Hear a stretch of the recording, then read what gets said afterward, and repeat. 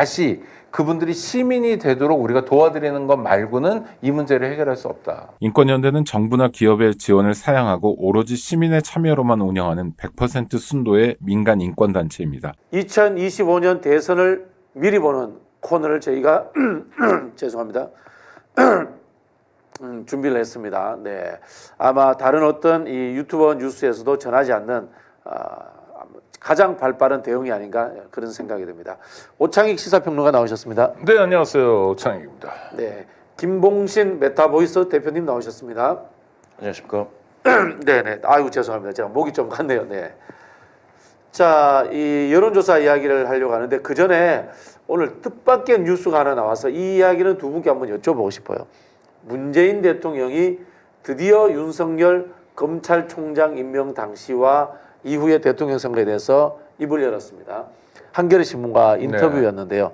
우리 오창익 평론가님은 어떻게 들으셨습니까? 저는 일단 매우 긍정적으로 평가합니다. 저는 네네. 그동안 뭐 방송 통해서도 문재인 대통령에게 이런 얘기를 했었거든요. 네네. 지금 검사 독재 정권이 된 게 누구 때문이냐라고 네네. 하면 문재인 대통령이 그 책임에서 가장 자유롭지 않다. 네네. 윤석열이란 매우 희한한 검사를 서울중앙지검장에 시켰고 그다음에 적폐 수사를 마음껏 하도록 네. 했고 윤석열의 세계를 만들 수 있도록 했고 거기서 멈추지 않고 검찰총장에까지 임명했고 조국 사태가 날 때 방관했고 추윤 갈등일 때 아무것도 안 했다. 네. 그리고 정권을 윤석열에게 갖다 바쳤다.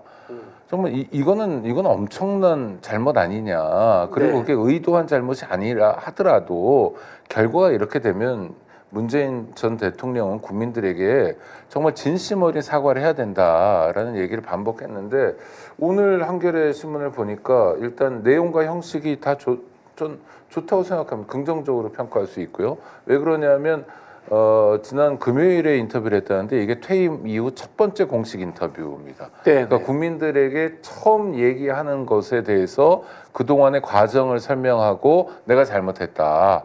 뭐 이를테면 새로운 뉴스도 하나 있더라고요.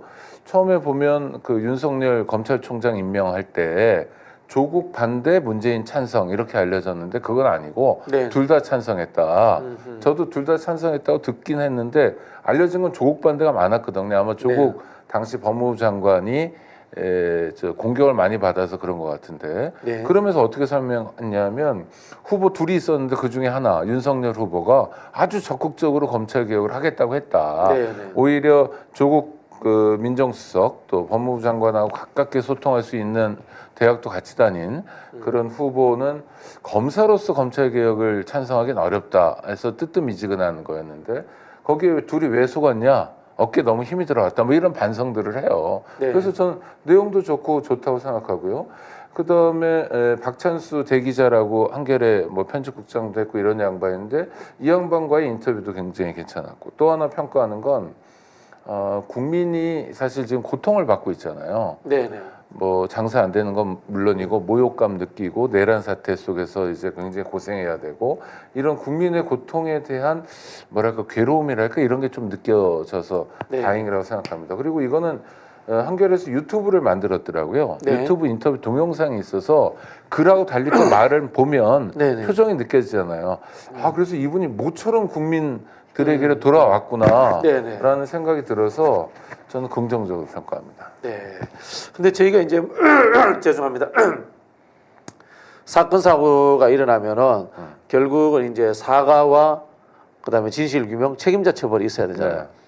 문재인 대통령의 진심을 이해를 합니다만은 오랫동안 윤석열과 유착 관계를 맺어왔던 문재인 대통령의 참모 문제는 아예 지적이 안 된 것 같아요. 그러니까 네. 그래서 그 대목을 바로 말씀을 드리면 네.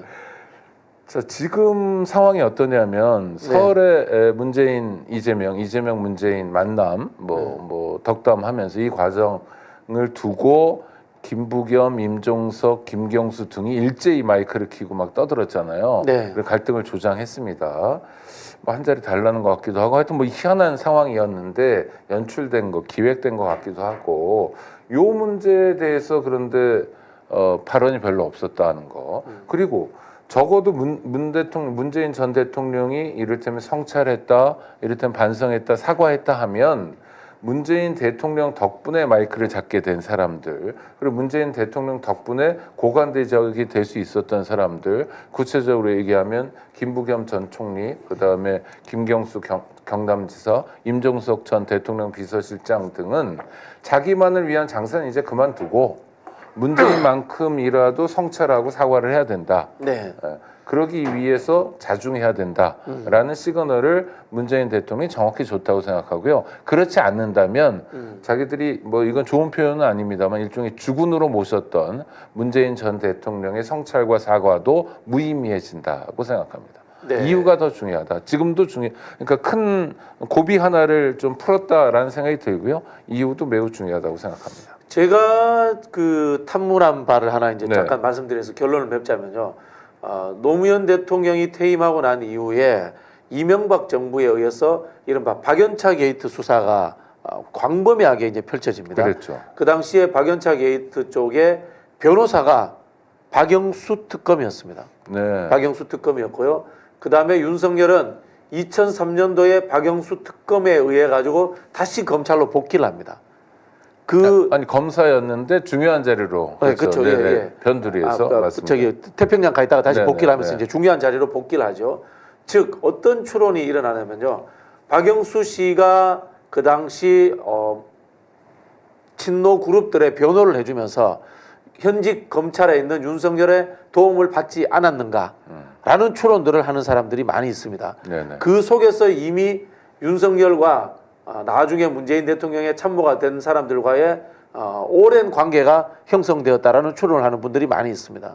즉 이거는 하루 이틀의 이야기가 아니고 아주 오래된 이야기이기 때문에 단순히 윤석열이 총장이 되겠다고 어플라이를 했기 때문에 그 사람을 선택한 것이 아니라 인간적 관계들 속에서 둘러싸여서 수많은 윤석열을 임명하라는 로비가 있지 않았겠느냐라는 의심을 하는 거예요. 저도 동의합니다. 네, 그 부분에 대해서까지도 밝혀야 되는 것이 아닌가. 네, 그 로비를 적극적으로 했던 사람들, 그리고 네네네. 특히 무슨 공식적인 라인, 대통령 네네. 비서실장을 했다거나 뭐 청와대 민정수석을 했다거나 해서 네네. 공식적인 역할이 있어서 뭐 윤석열에 대해서 뭐 말 한마디로 보탰다면 모르지만 네네. 역할도 없는 사람, 그렇죠. 비선이라고 얘기하는 사람들이 혹시 이런 역할을 했다면 이건 네. 분명히 밝혀야 되고요. 이 문제도 따져야 되는 건 정확합니다. 네, 네, 맞습니다. 알겠습니다. 동의합니다. 네, 이 정도로 정리를 네. 하고 본론으로 들어가겠습니다.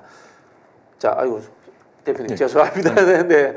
자, 여론조사 이제 펜앤마이크라는 데가 여론조사 공정 사실 여기 우리 믿고 거르는 데인데 여기 보면 윤 지지율이 51%가 나왔습니다. 이거 기가 찬 건데 이거 저희가 어떻게 해석을 해야 되겠습니까? 예. 일단은 이제 몇 가지인데요. 첫 번째는 이제 최근에 이제 보수 성향이신 분들이 많이 이제 응답을 적극적으로 하고 계신 거 이거는 뭐 다들 알고 계실 것 같고요. 대략적으로 최근 이거는 이제 ARS니까 더 심한데요. 네네. ARS가 아니고 전화면접 기준으로 따지면 작년 2월달 그러니까 총선 직전 수준으로 보수 성향이신 분들이 많이 잡히고 있습니다. 네네. 그러니까 한국갤럽 기준으로 따지면 그러니까 그때 정도의 적극성을 회복했다 보수 성향자는 이렇게 좀 보시면 될 것 같습니다. 그런데 그때 대략적으로 윤석열 대통령에 대한 긍부정 평가 그러니까 잘잘못 평가에서 한 30% 중반대가 나왔습니다. 네. 그러니까 최근에 ARS에서는 더 보수 성향이신 분들이 더 열심히 이제 응답을 하실 수가 있겠죠.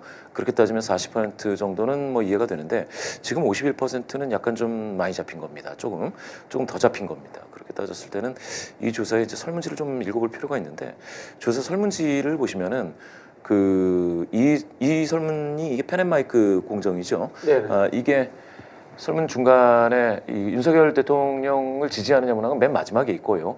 처음에 이제 정당으로 시작을 해서 그 다음 세 문항이 헌법재판관들과 관련된 이야기를 하고 있습니다. 비판적인 질문이 담겨 있죠. 네. 그렇죠. 이제 헌법재판관이 과거에 뭐 이런 일이 있었는데 이걸 알고 있느냐 뭐 이런 질문이거든요. 네. 그런데 이제 어쨌든 간에 재판관이 되는 과정에서 그런 논란이 일부 국회에서 이제 등장을 했다 하더라도 재판관으로 임용이 됐다라는 것은 그게 그런 게 해소가 됐을 거 아닙니까? 네. 그러면 이제 이런 주장도 있고 당시에 이런 또 뭐 해명이 있어서 이렇게 저렇게 됐다 이렇게 묻는 것은 아니고요. 한쪽 방향으로만 이제 묻는 듯하게 그렇게 되는 문항들이 좀 있었습니다. 그렇다 보니까 제가 봤을 때는 특히 또 이 설문에는 진보냐 보수냐 또 빠져 있습니다. 네. 빠져서 보수가 얼마나 잡혀 있는지는 나오지가 않아서 많이 잡혔다 적게 잡혔다는 말씀을 좀 드리기가 어렵네요. 그렇지만 하여간 이제 설문 문항이 그걸 이제 맥락 효과라고 하는데요. 내지는 이제 문항의 순서 효과다 뭐 이런 게 있습니다. 앞에 문항이 너무 한쪽 방향으로 이렇게 좀 반복이 되면 좀 그 맥락에 따라서 뭡니까 관성적인 응답을 하든지 아니면 이게 좀 설문 문항에 좀 동의하지 않는 사람들은 끊어버린다든지 뭐 이런 게 있을 수 있다라는 게 이제 학계에서 주장을 하는 내용입니다. 그래서 제가 봤을 때는 이거 굳이 이렇게 안 하고 그냥 그 지지 여부를 알고 싶으면 그냥 이것만 물어본다든가 뭐 그래도 되고 할 텐데 조금 아쉬운 설문 문항이라고 볼 수 있겠습니다. 저 이런 질문을 드리고 싶은데요. 사실 이제 한국 사회의 보편적인 이념 구성을 보면은 진보와 보수가 거의 비슷하지 않습니까? 중도는 뭐 조금 작은 걸로 알고 있습니다만 그 표준만큼의 표본이 잡히지 않으면은 이거 여론조사의 공정성 문제에 대해서 문제 제기를 해야 되는 것 아닌가요? 뭐 예를 들자면 표집 자체에서 예. 진보가 과표집될 수도 있고 보수가 과표집될 수도 있지 않습니까? 한국의 평균보다 이런 경우에 이걸 저희가 여론조사의 그 뭐라고 공정성, 신뢰성 문제를 그대로 인정을 해야 되나요? 그거는 일단은 보수 성향의 신분들이 더 잡힌다, 진보 성향의 신분들이 더 잡힌다라는 거는 그 당시의 상황, 그때의 정세적 역동성을 반영한다라고 보시면 되고요. 여론의 흐름이니까 인정해야 된다. 그건 그대로 이제 인정을 하시면 되는데 네. 그런데 일단은 먼저 이 분포 B를 일반적으로 말씀드리면 중도가 가장 많습니다. 중도 이렇게 물어볼 때 진보 중도 보수 중에 어디서 이렇게 물어보면 중도 가장 많이 나옵니다. 사실 진보는 없는데 한국에. 그런데 중도가 한 40 정도, 40 정도라고 생각하시면 되겠고요. 중도가 그다음에 이제 진보 보수가 원래 보수가 더 많았습니다. 35 네, 정도, 이쪽이 한 뭐 30 정도 이렇게 해야지 정상인데 최근에는 비슷해졌습니다. 이게 네. 진보 보수는 뭐 비슷해졌고 중도가 더 많은 것은 사실이고요. 그런데 5점 척도로 물어보면 방금 말씀하신 것처럼 순수 중도는 적게 잡힙니다. 네. 왜냐하면 이제 중도 진보하고 중도 보수가 조금 이제 잡히기 때문에. 그런데 약간 좀 민주당이 정권을 잡으면은 진보가 좀 많아집니다. 네. 한 1, 2년. 그리고 국민의힘 보수가 정권을 잡으면 보수 성향자가 또 한 1, 2년 더 많아집니다. 네. 그리고서는 이제 정세적인 역동성에 따라서 누가 먼저 응답하느냐에 따라 보수가 더 많으냐 진보가 더 많으냐 이런 것들은 좀 차이가 있습니다. 그렇다 하더라도 이건 여론이 아니다라고 하기에는 어렵고요. 그건 여론은 맞지만 그러면 그 결과대로 투표 결과가 나오느냐 그건 또 아닙니다. 왜 그러느냐 투표는 다 와서 다 투표하잖아요. 네. 여론조사는 선착순입니다. 네. 1000명 다 들어오면 더 이상 안 받습니다. 그러면 나 보수야 라는 분들이 많이 들어왔다. 그러면 진보 성향이신 분들이 뒤늦게 나도 응답할래요 한다고 해서 올 수가 없습니다. 네. 그렇기 때문에 그때는 여론조사의 응답 적극성이 강한 분들이 더 많이 잡힌다 하더라도 그게 잘못됐다라고 하기는 어렵습니다. 선호의 강도가 센 사람들이 우선적으로 직결한다. 예. 라는 이념의 그 강도의 문제인 것 같은데 혹시나 모르셔도 되는데 미국 같은 경우에도요 이 여론조사를 하면서 정치 성향을 물어보냐요? 그걸 정치 성향을 진보냐 보수냐 이런 형태로 물어보냐요? 진보냐 보수냐 미국도 물어보죠. 미국도 물어보고 미국은 좀 다른 게 있어요. 우리나라는 이게 선거법에 선거와 관련된 여론조사는 그 유권자의 분포비에 맞춰야 됩니다. 네. 유권자의 분포비. 투표하고 다르죠. 투표는 네. 분포에 따라 투표하는 게 아니고 그렇죠. 투표 의지 가지고 있으면 다 하는 거니까. 그래서 저희도 이제 여론조사를 가지고 나중에는 이 투표율에 맞춰서 그렇죠. 시뮬레이션을 하죠. 네. 그 시뮬레이션 할 때는 이거를 다시 가중치를 다시 줘야 되거든요. 보정을 한다고 하죠. 네. 그렇죠. 근데 미국은 LV라고 해서 likely voter 네. 또 RV라고 해서 registered voter라고 해서 등록된 유권자 내지는 투표할 것 같은 사람들만을 추려서 여론을 발표할 수도 있습니다. 유권자 등록 제도가 있으니까. 예, 그렇습니다. 그게 훨씬 더 그렇죠. 정확하겠네요. 네. 그 투표에 더 가깝죠. 우리나라는 이 여론조사 결과 투표하고 똑같이 나오면 그게 더 이상한 거예요. 네. 예. 그리고 방금 말씀하신 것처럼 미국에서도 이 모델에 따라서 방금 말씀하신 것들을 계속해서 미국은 조금 다른 게 대통령과 관련해서 어프로브하냐 디스어프로브하냐 이렇게 묻습니다. 우리나라 같은 경우에는 잘했다고 보느냐 잘못했다고 보느냐라고 그렇죠. 묻는데 네, 네. 그거를 가지고 또 다시 웨이팅을 준다거나 웨이팅을 많이 줍니다. 네. 웨이팅을 많이 줘서 그 예측치를 발표를 하죠. 그렇게 했을 때 진보 보수를 물어볼 수 있습니다. 사실 근데 이제 진보 보수라는 개념은 정체성이라기보다는 어떻게 보면 상대적 개념일 수도 있거든요. 뭐 예를 들면 미국에서 이제 진보라고 하면 프라그레시브 이런 표현을 쓰기도 합니다만은 한국의 사실 잘 제가 진보가 아니라고 생각을 많이 하거든요. 네. 예를 들어 민주당 진보가 아니거든요.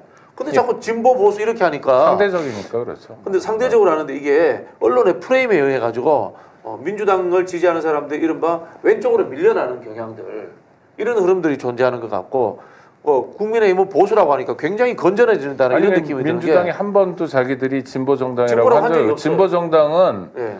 민주노동당, 네. 정의당, 네. 진보당 이런 네. 정당들이 스스로 진보 정당이라고 했고요. 네네. 보수 정당 중에서 약간 뭐 자유를 강조하는 네. 또는 노동이나 인권 네. 이런 보편 가치를 좀 중요하게 생각하는 보수 정당이 민주당의 정체성이죠. 아니 그 이제 상대적인 의미로 제가 이제 미국 예를 물었던 게 미국에서 프로그레시브라는 표현을 잘 안 쓰는 걸로 알고 있거든요. 네. 제가 민주당이 리버럴하다고 하죠. 리버럴이라고 하지 프로그레시브를 안 쓰잖아요, 네. 그죠? 예. 리버럴하다. 예, 그러니까 리버럴이냐 이제 컨설버티브냐 뭐 이런 식으로 이념 지형을 놓고 하는데 한국의 민주당은 사실 미국의 민주당보다도 더 오른쪽에 와 있는데 왜 갑자기 한국의 민주당이 진보가 돼야 되느냐?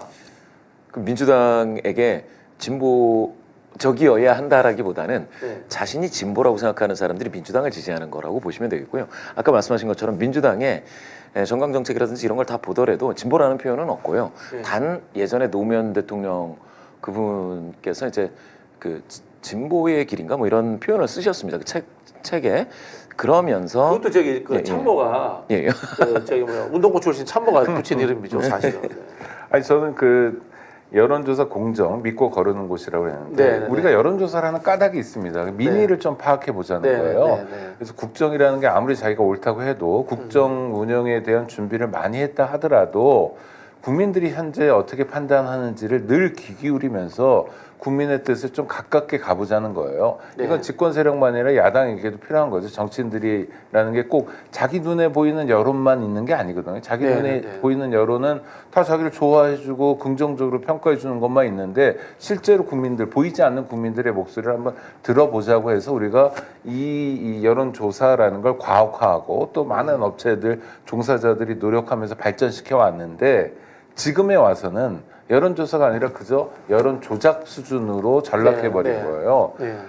그러니까 이거는 사실은 범죄라고 생각합니다. 전 수사가 필요한 범죄다라고 생각하는데, 그러니까 말씀하신 우리 김 대표님 말씀해주신 것처럼 아주 기괴한 설문을 해요. 네. 그러니까 멀쩡한 사람들, 상식을 가진 사람들 또는 뭐 내란 사태에 대해서 내란을 극복해야 된다고 생각하는 사람들 입장에서는 그 설문을 계속 듣고 있을 수가 없는 질문들을 하는 겁니다. 그렇죠. 전화 끊게 만들죠. 네. 뭐 헌법재판관 중에 뭐 좌파가 많은데 어쩌고저쩌고 뭐 이런 얘기를 기껏 하고 의도가 보이잖아요. 그리고 네. 우리가 여론조사 전화를 한두 번 받은 것도 아니고 이거는요 사실 이렇게까지 공들이 할 필요도 없고 비용 들일 필요도 없고 그냥 자기들이 생각하는 거를 쓰면 돼요.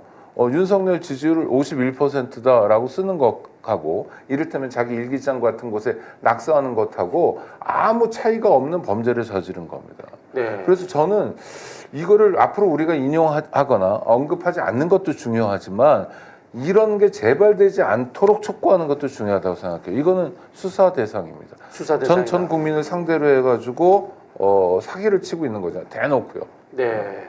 자, 그런 와중에 이제 뭐 MBS 조사라든가 그다음에 갤럽 조사 이런 조사들은 저희가 그나마 좀 신뢰하는 편이잖아요. 그런데 여기서도 보면은 예를 들자면 헌법재판소의 신뢰도 문제에서 신뢰한다가 52%, 안 한다가 43%. 이 정도면 사실 심각한 거지 않습니까? 국가의 헌법기관에 대한 신뢰도가 40% 이상이 반대한다. 이건 뭐 심각한 문제인 것 같고요.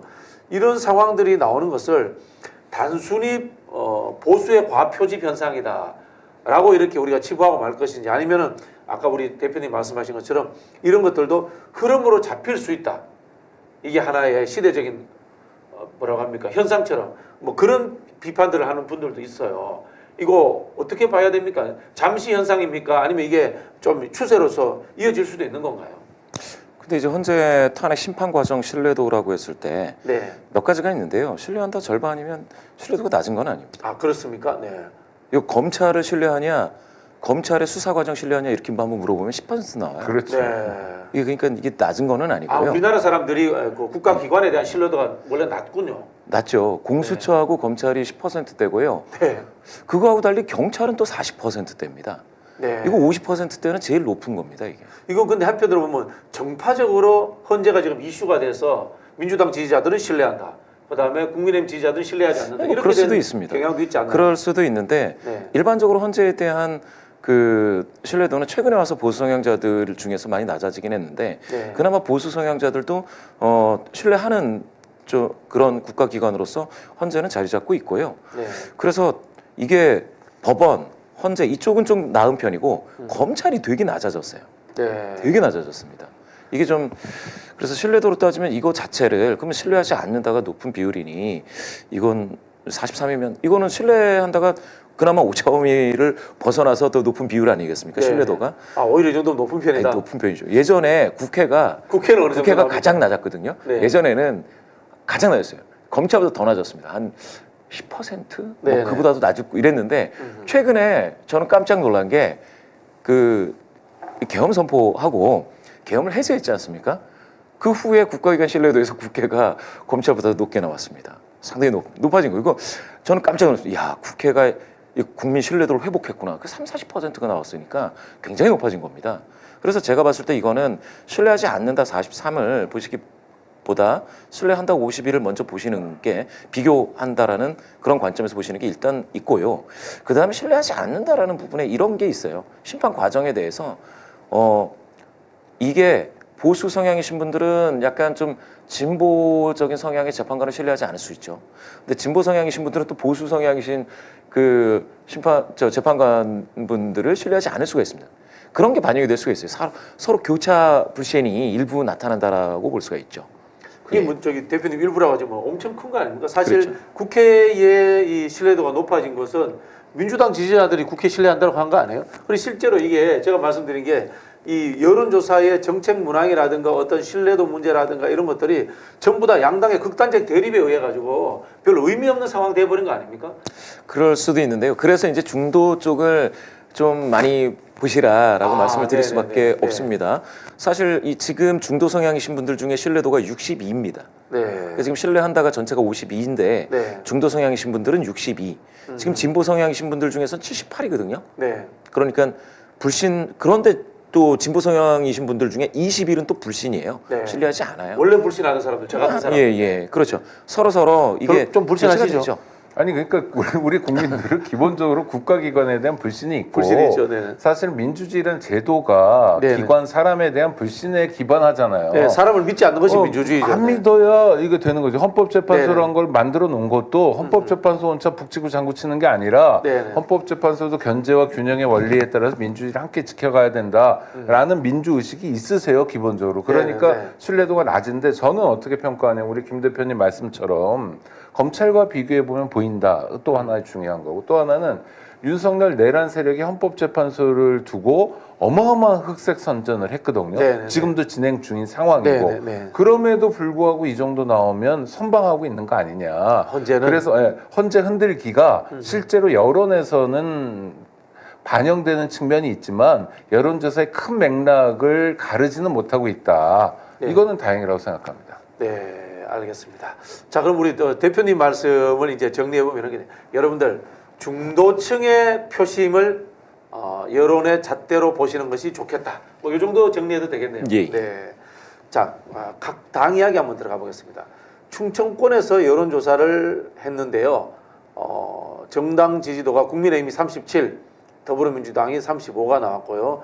여론조사 회사마다 다릅니다만은 1월 22일, 23일 엠브레인 퍼블릭에서는 이재명 33, 오세훈 47 나왔고요. 그 다음에 최근에 있었던 1월 31일에서 2월 1일에는 이재명 41, 오세훈 44가 나왔습니다. 이건 아마 시기적으로 일주일 차이입니다만 보수가 과표집되던 아주 절정에 이르렀던 시기와 그 다음에 진보가 다시 응답했던 시기의 차이가 아닌가 뭐 그런 생각이 드는데 대표님 이거 어떻게 저희가 해석을 해야 될까요? 이게 그러니까 제가 기억하기로요. 이게 전국조사에서 충청이에요. 전국조사에서. 예, 예.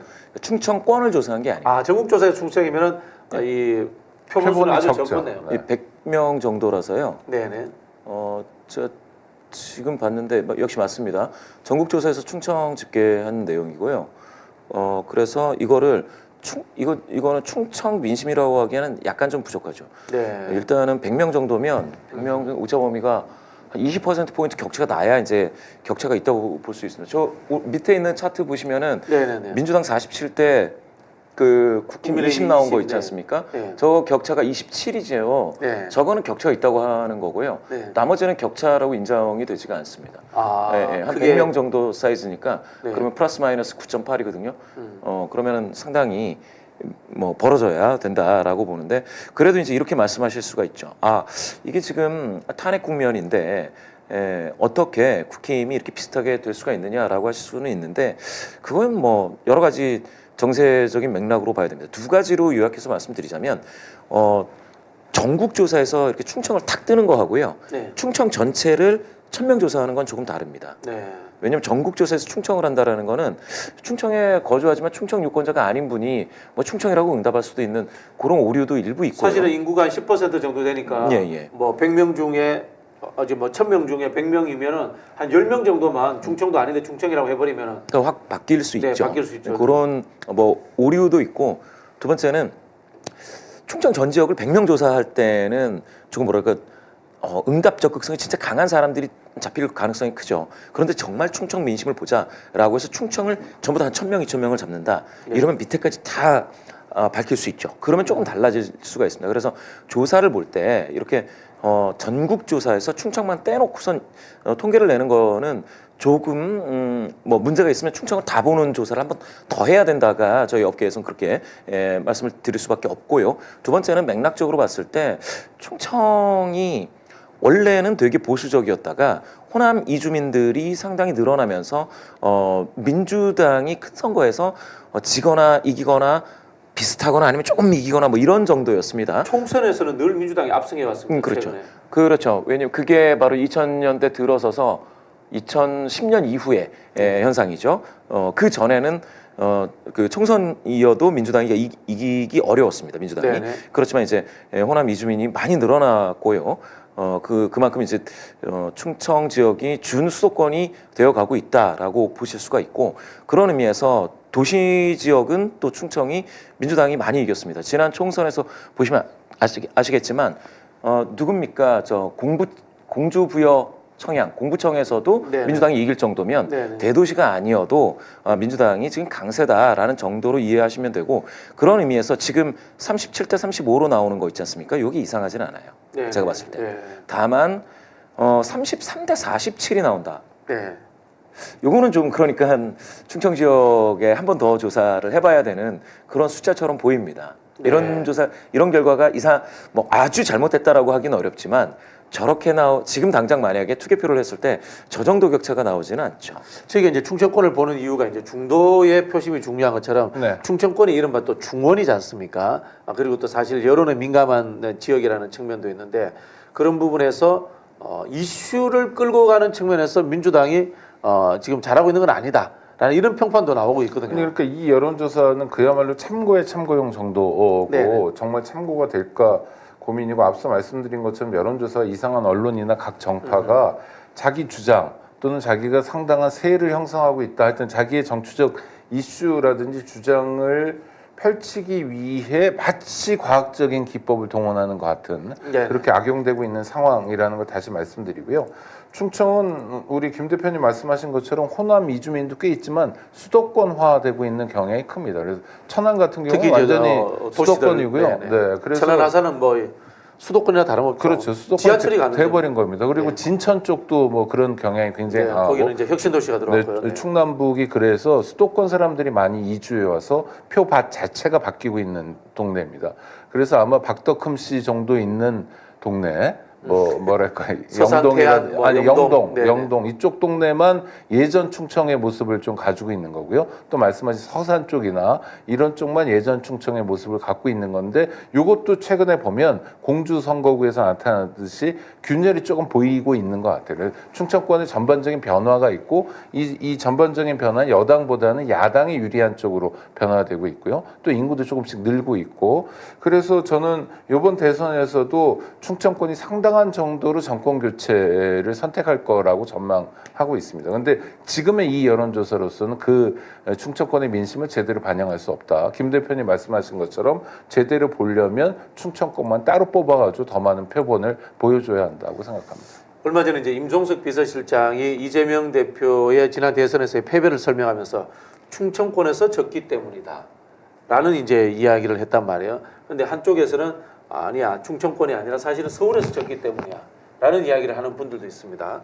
우리가 보통 이제 중원이라고 하면서 충청권의 중요성을 이야기를 하는데, 이번 대선에서도 그러면은, 서울이냐, 충청이냐. 물론 뭐 이게 선택의 문제는 아닙니다만은, 어느 쪽의 표심이 더 이 여야의 향배를 가르는데 주요하게 작동할까요? 둘 다죠. 둘 다다. 이유는 네. 좀 다를 수가 있겠지만 네. 일단은 지난 대선에 보면 이제 윤석열 후보가 자신이 이제 충청인이다라는 충청연고. 예, 뭐 그런 연고를 좀 강조한 게 있고요. 이번에도 만약에 충청권에서 국민의힘에 뭐 동정심 같은 게 간다고 한다면 그거는 지금 계엄 사태와 관련해서 연루된 분들 중에 충청인들이 좀 일부 있기 때문이다라는 이야기도 있습니다. 그러저러한 걸 보면 역시 이제 충청 가령 그거예요. 그 뭐 민주당, 뭐 국민의힘도 마찬가지겠지만 자신들이 뭐 소속되어 있는 당직자라든지 뭐 주요한 인사들 뭐 이런 분들이 충청인이 얼마나 있느냐 네. 이런 것도 좀 생각해 볼 일이죠. 서울은 완전히 다른 문제입니다. 서울은 그런 연고 중에 네. 작동하지 않죠. 서울은 지난 대선 때는 오히려 이재명 탓을 하면 안 되죠. 아니 그거는 저기 종부세나 이 부동산 문제와 관련해서 네. 그 지난 문재인 정부에서의 실책이 계속해서 그 민심에서 드러났는데 그게 언제부터 드러났냐면 폭발한 게 언제입니까? 기억하시겠지만 2021년 그 재보궐선거 때 그때 LH 사건 터지면서 잠재돼 있던 부동산에 대한 불만이 완전히 폭발했거든요. 물론 이제 LH 사태가 당시에 정부의 잘못이다라고 하기는 어렵지만 이게 총체적으로 그 계속해서 나타났습니다. 부동산 문제 때문에 대통령을 긍정할 수 없다. 부정평가 이유로 막 나타났거든요. 네. 그게 계속됐는데도 꿈쩍하지 않았죠. 부동산 세금 문제와 관련해서 문재인 정부가 그렇게 막 이렇게 방향을 전환한다든지 아니면 목소리를 많이 듣는다든지 이 뭐 서민들 얘기를 듣는다 이렇게 되지가 않았습니다. 서로 그러니까 그렇게 됐을 때 주요하게 이제 종부세 내는 사람이 전 인구의 몇 %밖에 안 된다 이렇게 설명을 했는데 사실 그렇게 따지면 광우병 걸려서 죽을 확률은 전 인구의 0.01%도 안 되지만 그게 그 대통령 긍정률을 확 떨어뜨렸습니다. 네. 저 MB 시절에 그와 마찬가지인데 거기에 대한 대응이 없었고 그래서 서울이 민심이 굉장히 흉흉해졌습니다. 심지어는 제가 이런 말씀드리기 좀 그런데 광주에서도 종부세 문제 가지고 논란이 됐을 정도예요. 네.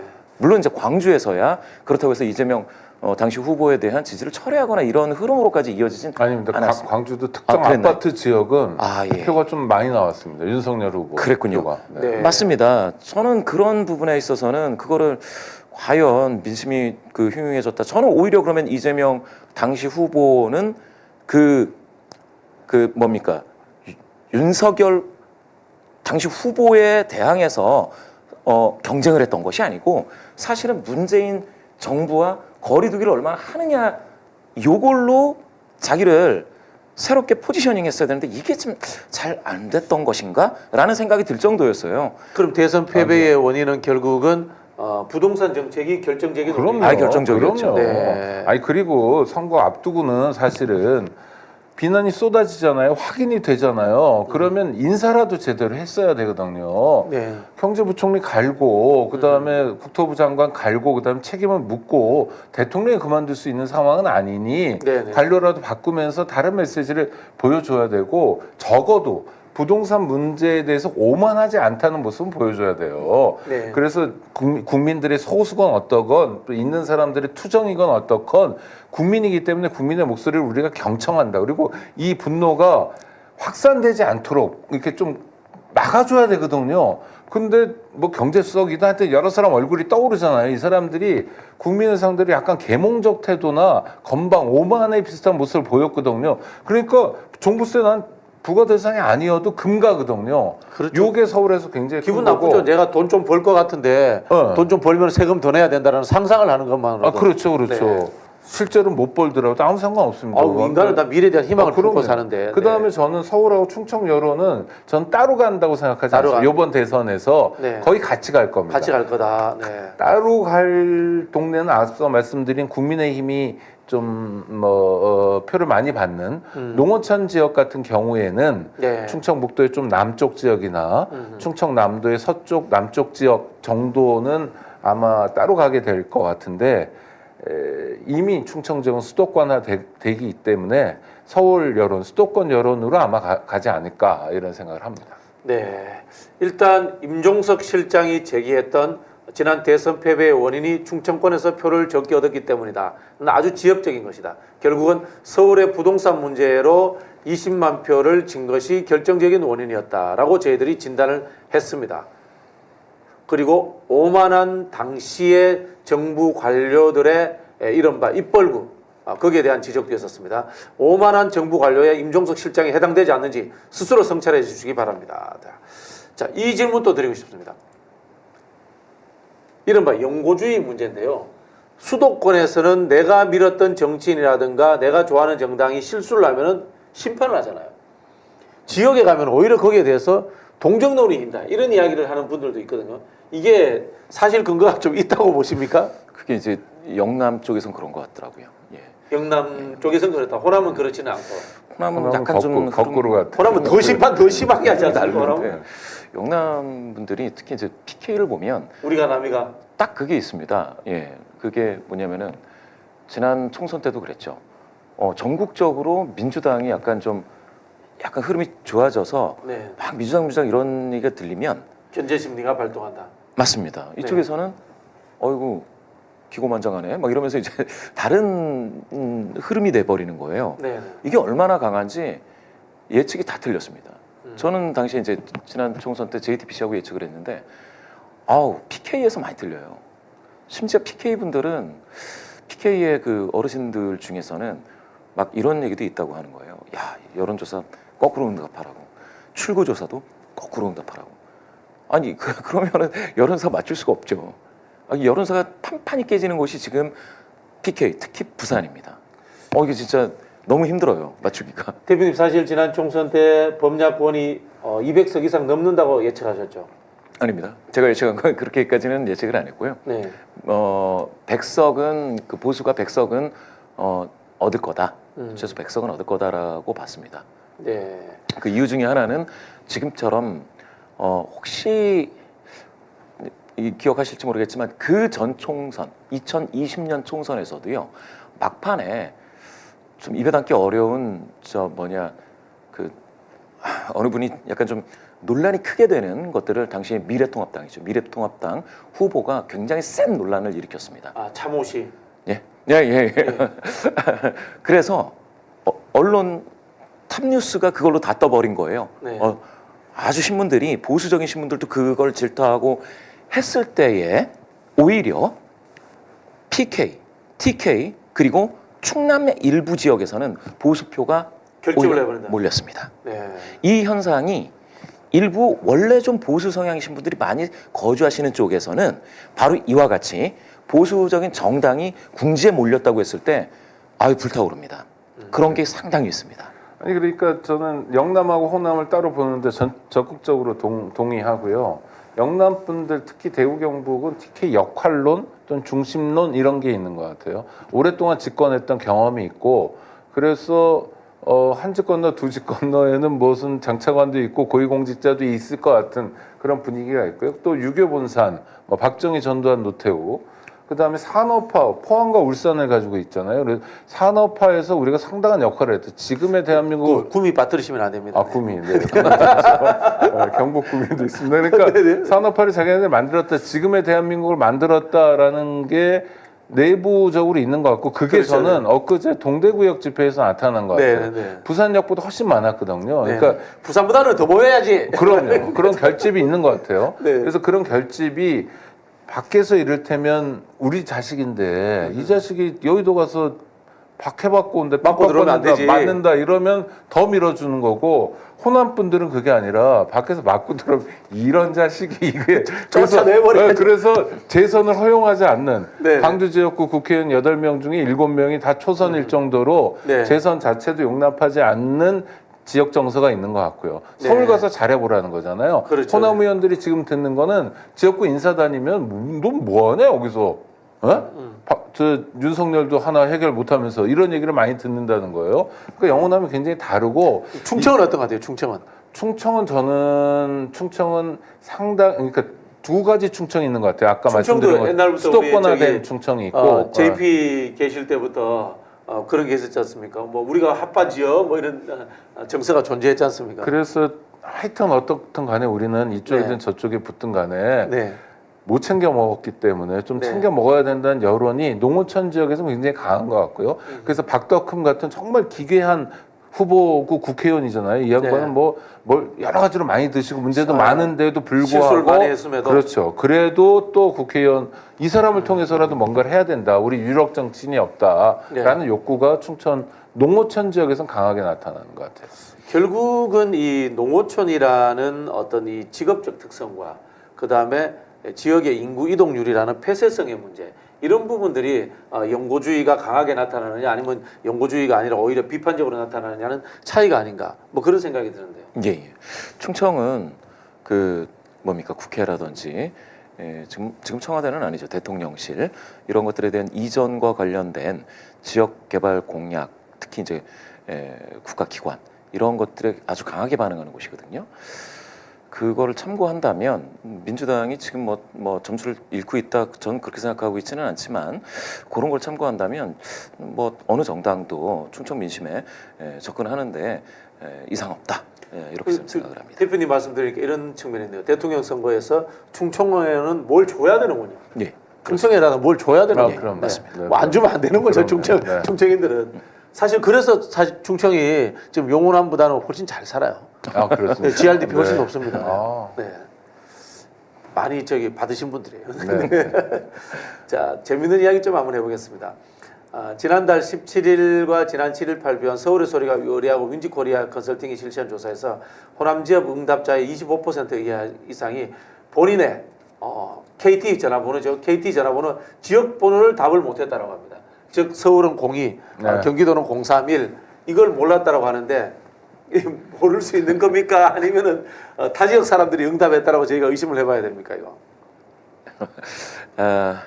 여러 가지 있을 수가 있는데 최근에 이제 모바일 온리라고 하죠. 네네. 모바일 온리. 그러니까 집에 그 집 전화를 두지 않는 사람들이 상당히 많을 수가 있습니다. 네네. 다만 저는 이걸 보면서도 이해가 잘 안 되는 건 그래도 우리가 짜장면 시켜 먹을 때는 이게 지역 번호를 대충 알기도 하거든요. 왜냐하면 네네. 그 뭡니까 지역 번호 아예 안 쓰고 네. 번호를 이제 기록하기도 하는데 많은 곳에서는 또 지역 번호를 쓰기도 합니다. 네. 또 이게 좀 약간 좀 애매해요. 그래서 저는 이런 생각을 합니다. 허위 응답이요. 네. ARS에서 적으면 3%.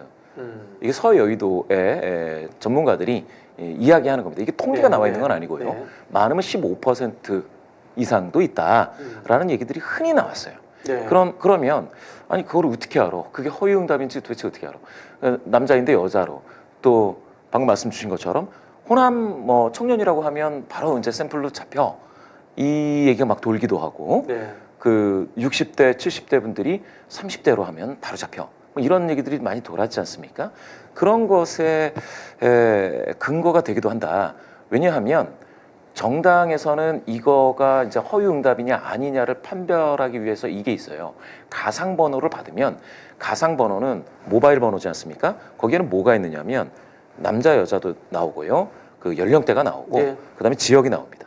근데 이거 허위응답이냐를 실제로 응답한 거하고 대조해서 그걸 계속 보는 경우가 있습니다. 네. 왜냐? 허위응답자들은 무엇이라고 하느냐가 또한 여론을 보는 그런 하나의 관점이거든요. 네. 도대체 허위응답하는 사람은 허위응답을 해서 도대체 뭐라고 응답하고 싶길래 저러는가? 이렇게 정당에서는 또 이것도 관점 포인트라 그걸 반드시 확인하기도 합니다. 네. 강한 선호를 가진 사람들은 무엇을 원하는가? 그렇죠. 네. 네. 난 응답을 하고 싶은데 내가 지금 뭐 60대 남성이라 나는 안 잡아줘 라고 했을 때 이 사람들은 뭘 외치고 있는 건가? 이런 거를 보기도 합니다. 제가 봤을 땐 그런 것도 있을 수 있겠구나라는 생각이 들고요.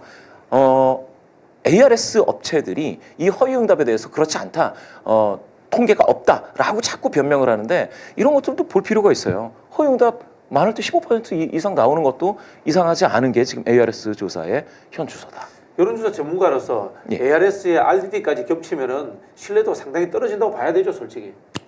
글쎄요. 요새 RDD는 커버리지가 더 넓어졌습니다. 그래서 RDD까지 좀 보면은 일단은 신뢰도가 떨어진다기보다 RDD에서 응답하시는 분들이 갑자기 적극성을 확 갖는 분들이 있다. 그런 게 하나가 있고요. ARS는 요새 같은 경우에는 저는 너무 이상해요. 너무 이쪽으로 막 나오고 해서 ARS에서 확인하시기 어려운 건 반드시 전화 면접을 같이 보시라라고 시청자분들께, 구독자분들께 요청드리고 싶습니다. 네, 그 표 다시 한번 띄워줘 보세요. 막대 그래프. 이게 이른바 이제 지역 번호를 알았느냐 몰랐냐는 건데요. 이게 생각보다 통계적으로 의미가 있습니다. 지난 대선 때 국민의힘이 표를 많이 얻은 지역 순서대로 나와요. 생각보다. 네, 생각보다. 그러니까 이게 재밌는 게 영남에 가면은 도시에서 민주당 표가 많이 나오잖아요. 호남에 가면은 도시에서 국민의힘 표가 많이 나옵니다. 신기하게도. 네, 평수 넓은 아파트 지역 같은 그렇죠, 데서 그렇죠. 그런 부분들도 표가 존재하고 있고요. 자, 그 다음에 또 보세요. 오히려 전북보다 광주, 전남이 더 많이 나와요. 이것도 계속 사실은 통계 똑같이 나왔던 겁니다. 이게 민주당이 과연 호남 민심을 제대로 반영하고 있는가?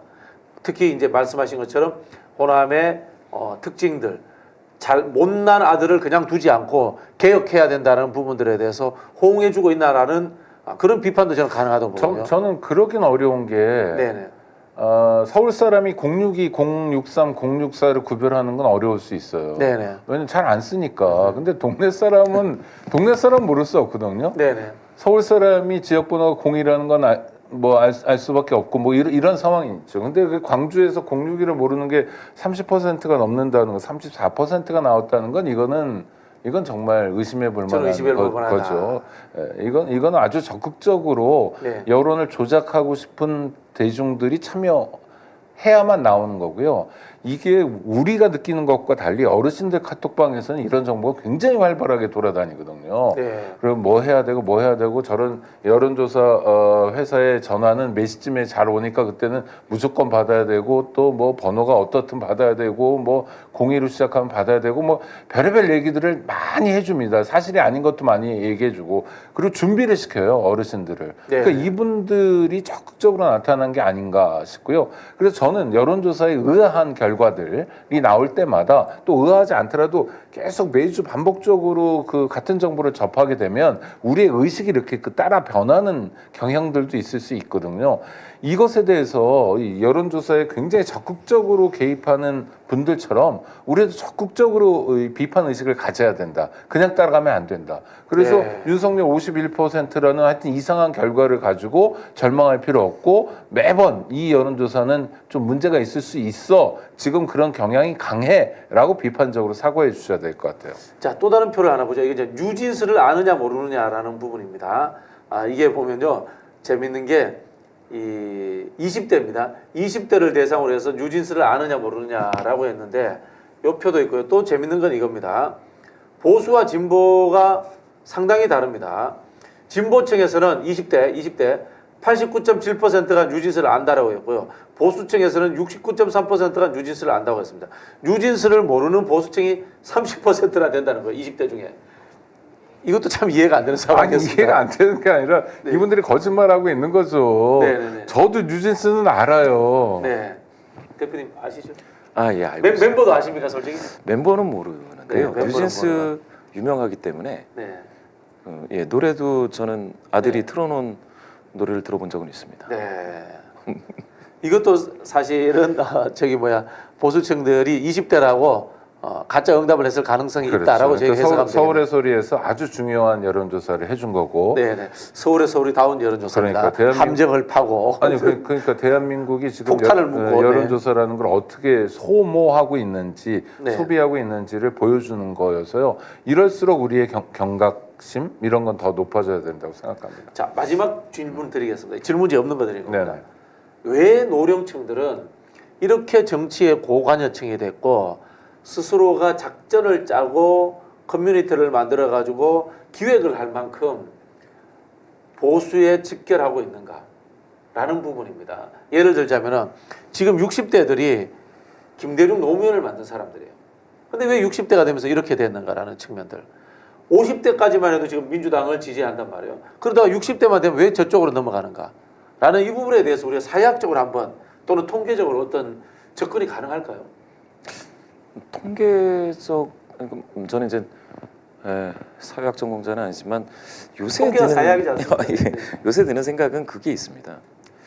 만놀아줘서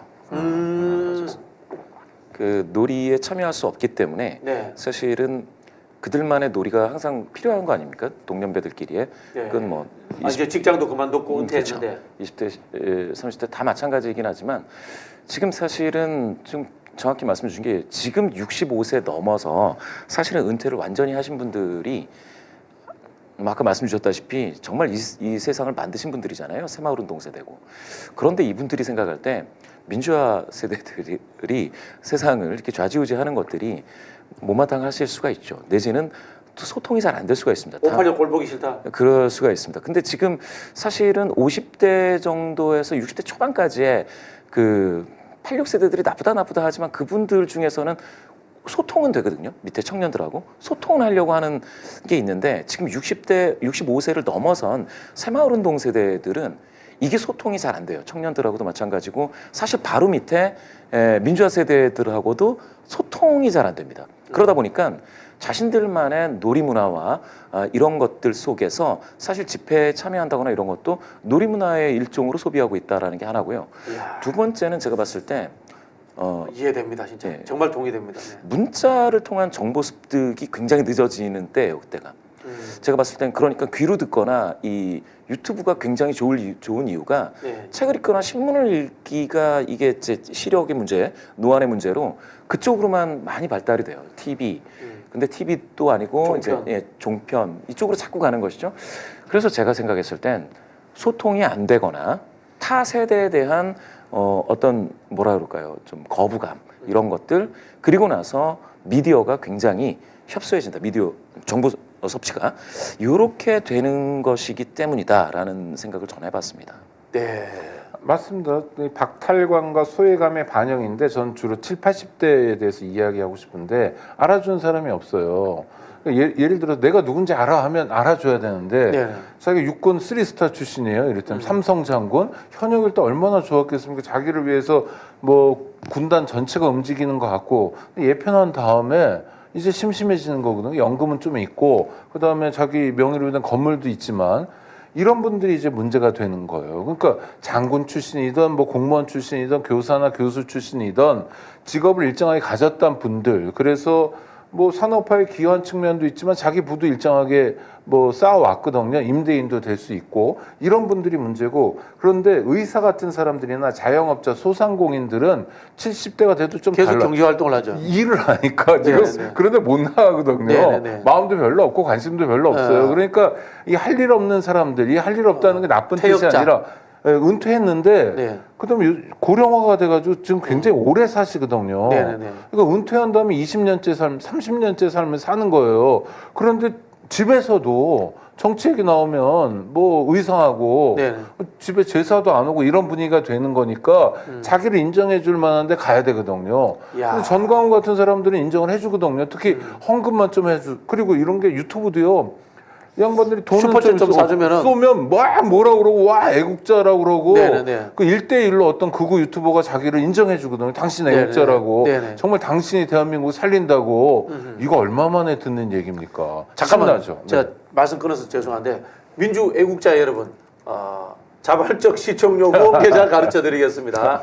서울의 소리 국민은행 794-001-04-154-041 강경자 서울의 소리 후원 문의 02-2699-1219 저희도 원래 이거 안 하거든요. 갑자기 네네. 생각이 나서 아니 근데 했습니다. 우리도 많이 해야 되는데 네. 소위 부자 노인네들에 비하면 우리는 아무것도 아닐 겁니다. 네. 그렇지. 만약에 서울의 소리가 이 정도의 역량을 가지고 극우적 유튜브를 한다고 하면 네. 살림살이가 여러 배 나아졌을 거예요. 왜 그렇죠?